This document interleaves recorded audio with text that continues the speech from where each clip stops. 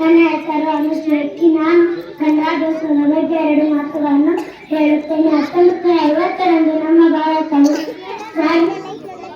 ಸಂವಿಧಾನವನ್ನು ಅಂಗೀಕರಿಸಿದ ನೆನಪಿಗಾಗಿ ಪ್ರತಿ ವರ್ಷ ಜನವರಿ 26ರಂದು ಗಣರಾಜ್ಯೋತ್ಸವವನ್ನು ಆಚರಿಸಲಾಗುತ್ತದೆ.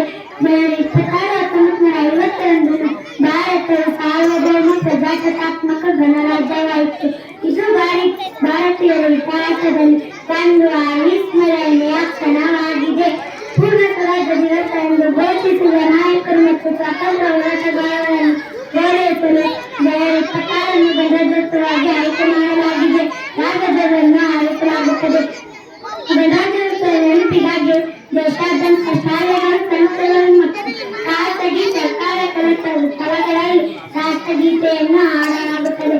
ಭಾರತ ರಾಷ್ಟ್ರಪತಿಗಳು ನವದೆಹಲಿಯ ಕರ್ತವ್ಯ ಪಥದಲ್ಲಿ ರಾಷ್ಟ್ರಧ್ವಜವನ್ನು ಹಾರಿಸುತ್ತಾರೆ ಮತ್ತು ತ್ರಿವರ್ಣ ಧ್ವಜಕ್ಕೆ ವಂದಿಸುತ್ತಾರೆ. ಗಣರಾಜ್ಯೋತ್ಸವದಂದು ಕರ್ತವ್ಯ ಪಥದಲ್ಲಿ ಬೃಹತ್ ಮೆರವಣಿಗೆ ನಡೆಯುತ್ತದೆ.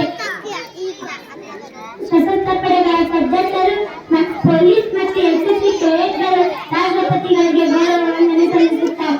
ಮಿಲಿಟರಿ ಟ್ಯಾಂಕ್ಗಳು, ಕ್ಷಿಪಣಿಗಳು ಮತ್ತು ಯುದ್ಧ ವಿಮಾನಗಳನ್ನು ಪ್ರದರ್ಶಿಸುವ ಮೂಲಕ ಭಾರತವು ತನ್ನ ಶಕ್ತಿಯನ್ನು ಪ್ರದರ್ಶಿಸಲಾಗುತ್ತದೆ.